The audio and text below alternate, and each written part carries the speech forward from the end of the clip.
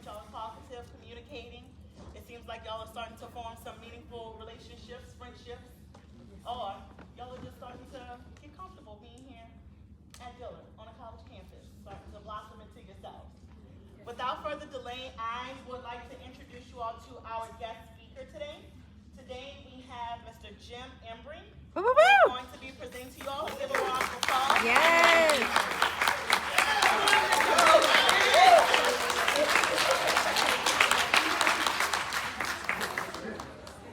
Okay.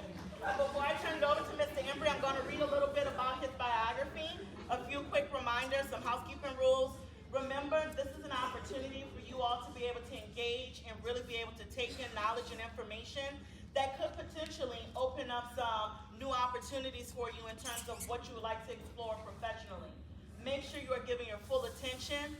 Make sure that you are being respectful, and that if you decide to engage with asking a question, when we get to that portion of the presentation, please make sure that you're raising your hand and that you're standing when you're acknowledged. I'm also going to ask that you kind of keep the side conversations to a minimum because things echo in here.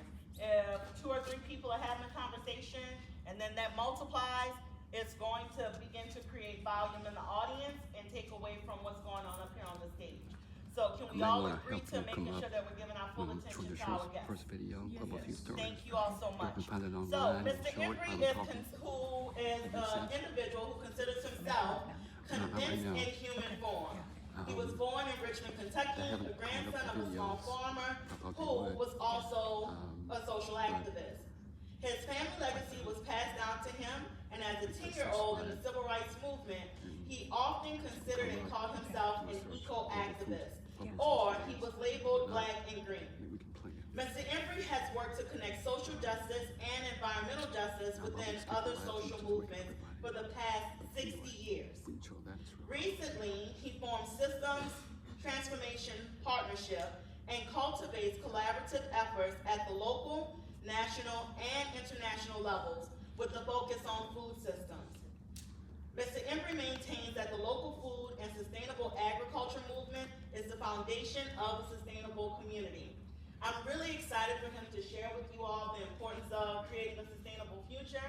For those of you who are studying any of our STEM majors, so biology and chemistry, this is critical. Those of you who have started to explore things through the Ray Charles Center and are potentially minoring in food studies, it is so imperative that you all start to learn and develop a knowledge or a good sense of wisdom as it pertains to sustainable food. I'm not sure if you all have noticed this, but in recent years, and it's definitely being highlighted in the news, there are more and more young adults that are being diagnosed with cancers that are life-altering. And so much of that is because of the foods that we are now ingesting. How many of you have heard about the microplastics and the plastics that we are now taking into our bodies that we can't digest because of all of the food that we're eating, all of the microwave food that we're eating? I'm afraid to say that in a few years we may be hearing a commercial about if you purchase an air fryer from such and such and such and such. But you all have seen those commercials, correct?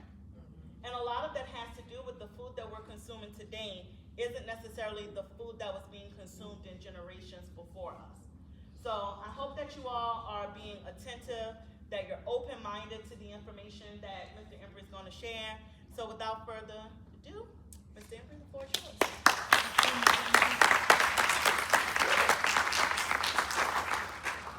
Go down, Moses, way down in Egypt land. Tell old Pharaoh, let my people go. Go down, Moses, way down in New Orleans, Dillard University land. Tell old Pharaoh, let my people go. The people today can't just be the human people. Must also include the plant people, the animal people, the air people, the water people, rock people, must also be our point of freedom. We talk about pharaohs because they still walk the earth. Some of us say there are pharaohs in the White House. There are probably pharaohs in corporations, institutions, even like Dillard. And there are pharaohs within you and me.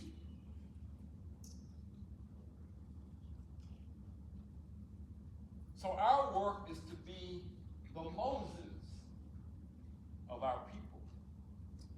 And we use the term Moses for various reasons. One is because being a Moses means being an Imagineer. You all are first-year students. But we're saying we're calling you to a higher calling, a higher purpose. To develop your imagination to think not just out of the box, but out of the barn with some big ideas that connect back to food and agriculture. We also lift up Moses because it's Black History Month, still moving into Women's History Month. No better person to lift up. Next slide.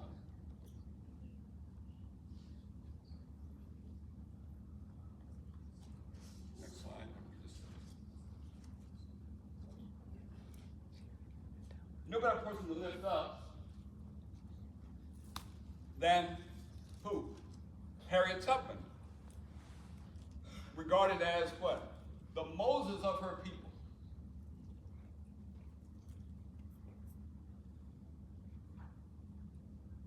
So we encourage you to think about, as young women and young men, how can we embrace, honor, be a vessel for Harriet's legacy and work? My partner Jennifer and I were in Low Country back in October and had the opportunity to visit a place where Harriet, little known fact of her life, as a general leading some 200 black soldiers led by a white officer to raid the rice plantations in Low Country and freed nearly 800 enslaved people. Next slide.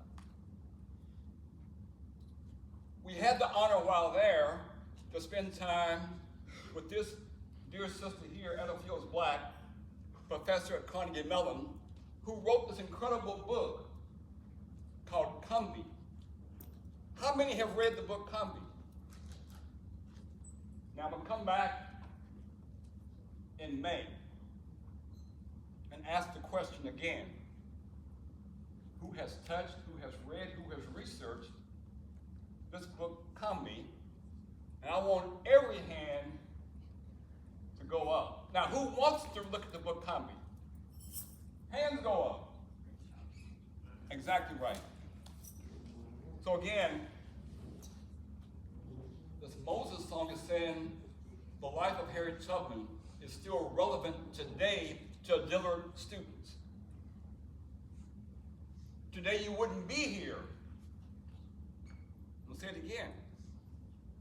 Today you wouldn't be here if it weren't for the work of Harriet Tubman and some 200,000 black men and black women who fought the Civil War and reunified the country. That's what we did. Our folks saved the nation. And the folks who mustered in 200,000 100,000 black men and women when they mustered in and they asked them, what was your occupation? What did they say? Farmers. What we're saying is then that the idea of coming here to Dillard and spending time across the hall in the office of our beloved Zella Palmer and all of her staff, the Ray Charles Program for Material Culture, you then get to follow in the legacy of those who saved the country. Black farmers saved the nation. Next slide. So again, pick up this book, make it part of your study. The idea of pharaohs. Well, how did it begin in the USA?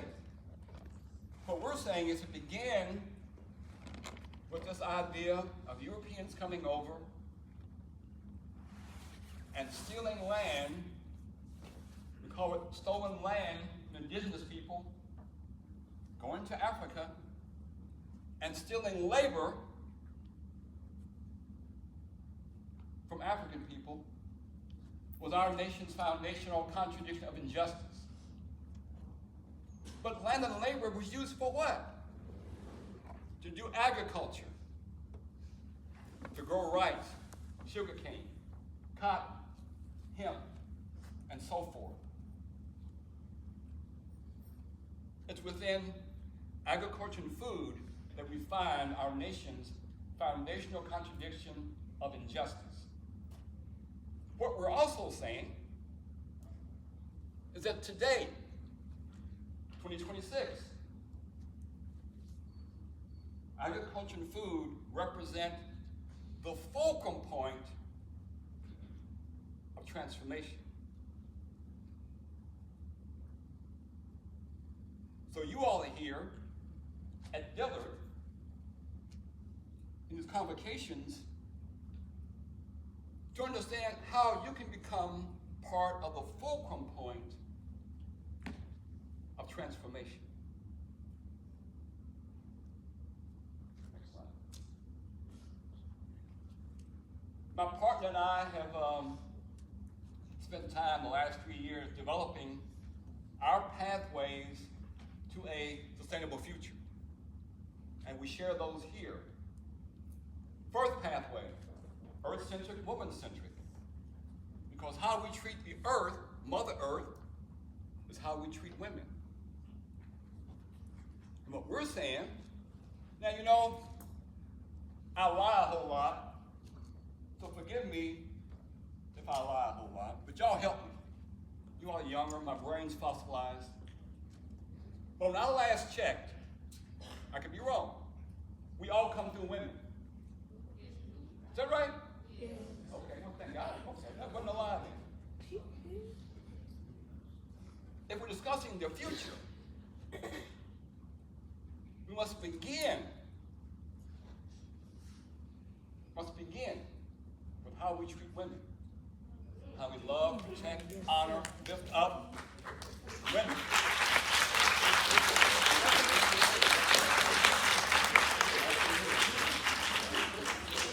And the oppression of women is connected with how we treat the earth. First pathway. Second pathway, indigenous wisdom. We live here in USA called Turtle Island by indigenous people, and they've been here 10, 20, 30, 40,000 plus years. They might know something. And here in New Orleans, especially around Mardi Gras all the time, there is embedded in the culture here indigenous wisdom. Third pathway, George Washington Carver and the African American ethos. Now what's happened, all things we're doing now about sustainability, recycling, non-dairy stuff, plant-based stuff, whatever else, Carver was doing at Tuskegee for almost 50 years. But he's been whitewashed and blackwash. I go around to all kinds of universities and speak. About 30 talks a year I do. Even at HBCUs. I ask people, have you studied Carver? Is Carver part of the curriculum? They say no. We submit you at Dillard. Spend time studying Carver. Recommend this book here. It's a book about Henry Ford and George Washington Carver and their vision for the future. I've given you already one book assignment. I'll give you one more. Who's read this book? Probably nobody. I'm coming back in May. I'm going to ask again who's read the book. Okay? We got some hands. What? They said they read it. Oh, you read it?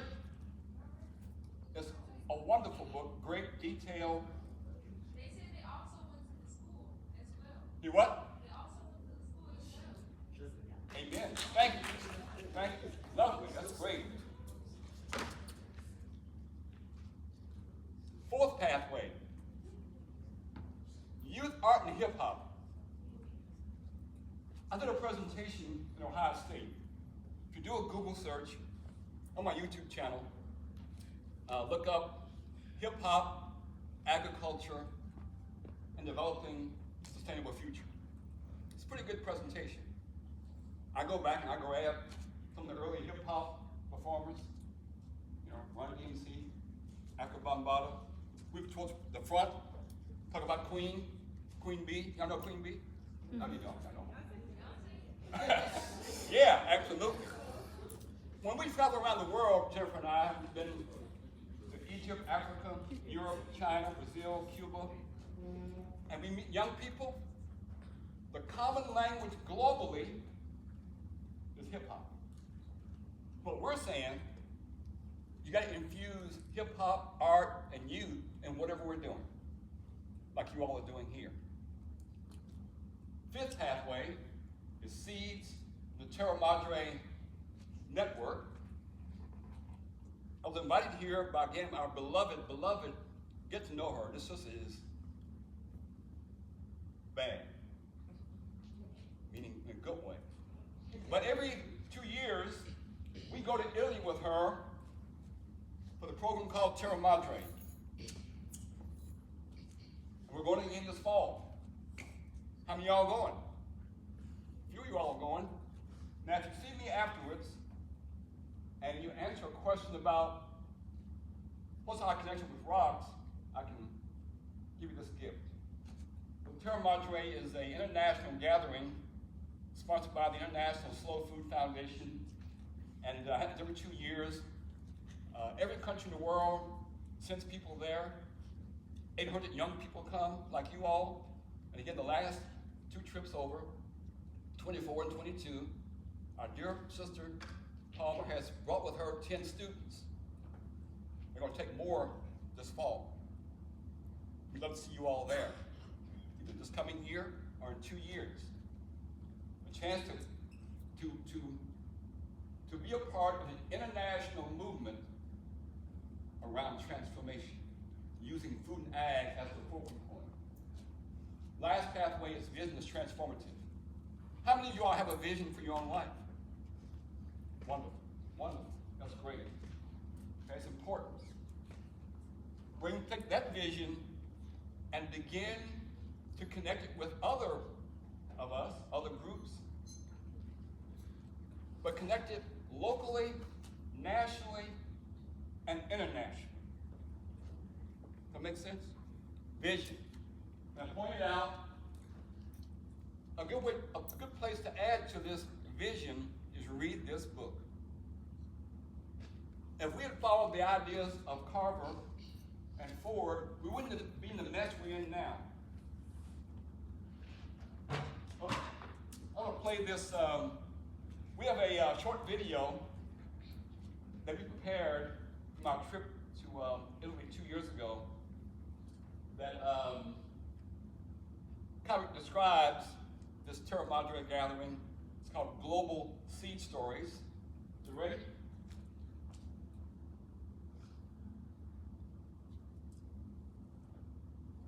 Okay.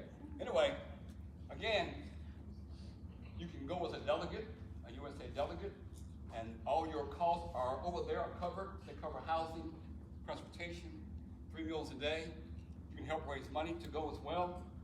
You can do speaking, that kind of thing. Again, our dear friend Nella Palmer has taken with her 10 students the last 2 trips over. This year that you might take 20. You got it? Can you get the sound? Okay, we'll keep working on the sound. Now, how many of you all have traveled out of the country? Oh, wonderful. Okay, great. How many haven't? Okay, now, tomorrow or sometime next month, go somewhere, post office, get your passport application and get it in, because you can't go with us to Italy without a passport. Okay, y'all know that. That's wonderful, wonderful. That one good? Not yet, I can play on the phone. Try to get the sound up.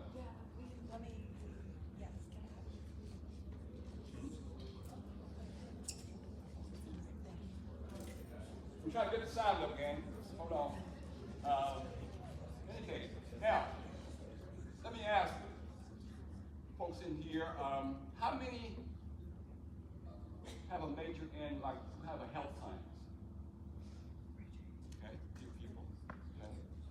How many in some type of or engineering type avenue? How many in sports? Oh, medicine and whatever. Okay, okay.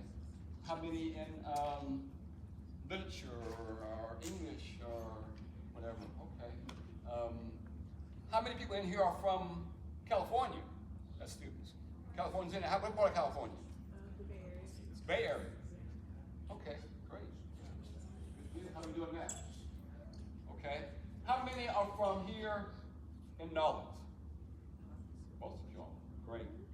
Great, great, great. Wonderful. I've been here maybe 8 or 10 times. Can we get it? Okay. This is an incredible video here. We're trying to wait for it. Okay. My first time being here at Dillard. Here's the point about Ella Fields Black in the book Convocation and the Convocation.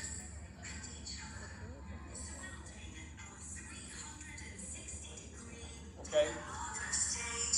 There is you, 3,000 people from 120 countries who have come together here in Torino, united by the same vision: good, clean, and fair food for all. The journey that brings us here today started nearly 40 years ago. It began in Italy and spread across the world to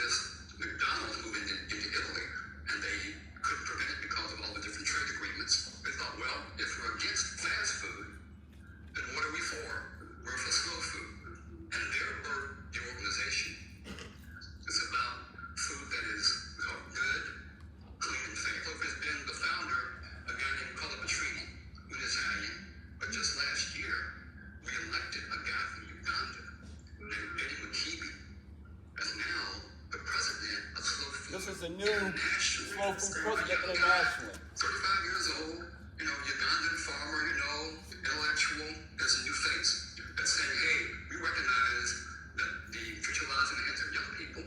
The future also lies more in the global south than the global north. The future also lies in how well Africa arises to become more like a world leader in terms of modeling. Ganjama, I am from Seed Savers Network in Kenya.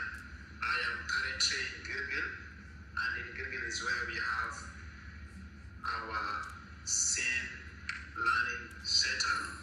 And the Seed Savers Network in Kenya is a network of over 80,000 farmers and activists who are advocating for farmers' rights. He comes every year to Terra Share Madre. and exchange seeds.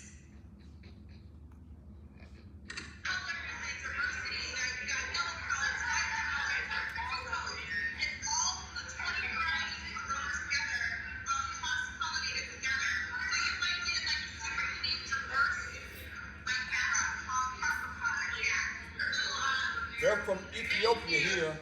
He's from Ethiopia. This is the most technical food in Ethiopia, which is called Nautiv. So this one is white. And so different categories of tape varieties are available in Ethiopia. White tape, which is called in Amharic, vegetate or manya. And the other one is red. One I will show you. Yeah. So the other one is a mix of white and red one. We call it sardinia. And out of this varieties of tape, we produce the most staple food in Ethiopia, injera. Renee, it's kind of funny that everybody eats. Okay. Everybody eats. We're all involved in the food movement. Okay? Now, our beloved Wendell Berry says, on his quote, he says, eating is an agricultural act. This whole, again, intersect of food and ag is pivotal for everybody because it allows us to begin to resolve these foundational contradictions, but it also allows us to engage with everybody in this work that can be transformative. All right. That was Jennifer's production there, which you know, okay? Give her a hand. She's our Terra Madre Day flag. Okay? Again, eating is an agricultural act. We're all involved in the food movement. Each bite of food is a political act. And if we're lucky, and we eat pretty good food, we should have a movement every day. Right? Okay, next slide. How are we doing this time? 5 more minutes. Okay, great. So I've covered the 6 pathways. I want to kind of reemphasize George Washington Carver. Next slide. Okay. We should all learn more about him. He was a 360 thinker. If you go K through 12, if you're fortunate, you might come out with a 90-degree lens. While you're here at Dillard, if you're fortunate, you might come out maybe with a 120 lens. But what we need today, in this century, is 360 thinkers. That's what Carver was. Go to the next one. Thank you, right here. Here's a snapshot of all of what he was about. One of the premier mycologists, study of fungi in the country. Pioneered, if you want to call it, or began the whole idea of regenerative, organic, permaculture kind of farming. Incredible. Get that book, look at it, share the book. And we say the message here, become, while you're here, a 360 thinker. Next slide. Carver is part of the pathway to the future. Next. In closing out the presentation, I mentioned earlier that the people now must include human people, animal people, plant people, fire people, air people, water people, and rock people. How many of us are made from rocks? Anybody here made from rocks? What makes blood red? Iron. What's in our bones? Calcium, but I lie a lot. Don't trust me. Go to Google, Wikipedia. Our bones are calcium and 23 trace minerals. We're like walking rocks, but we don't even know it. So we need a transformation of how we view our lives in the world. And no better example, no better metaphor for how we are as a species than the butterfly. On our farm in Kentucky, the monarch butterfly comes by our farm on the milkweed plant, lays eggs, and the caterpillar eats all summer from that one plant and poops everywhere. Then it gets big, and what does it do then? It attaches itself to a stem or a leaf and spins a cocoon. Okay? That's how we are now as a species. We're in a cocoon trying to mature as a species. And there are those who are fighting to remain as caterpillars. Everybody's the enemy. They are a predator to the earth. In the cocoon, there are cells that fight against the future. But in there are also cells called imaginal cells. Imagineers is our title. In there are imaginal cells, and we submit to each of you all. And we love you all very much. Think of yourself as an imaginal cell.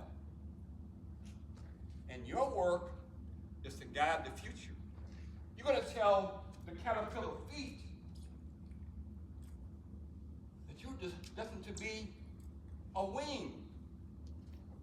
They're going to say, what the wing do? We said, man, we don't quite know what the wing does. It's meant to be a wing. Then we're going to tell the butt cells, putting stuff out. You're meant to be the proboscis and fly around and taste the nectar and spread the pollen.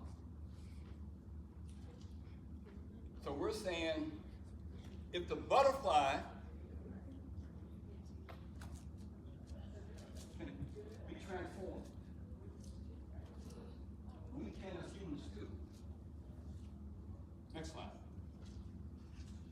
Next slide. Well, another slide. Right there. We can too. So we say, choose to be an imaginal cell. Choose here at Dillard to have a vision becoming a butterfly. My friend Arnold Roy says, another world isn't just possible if you listen carefully. She's on her way.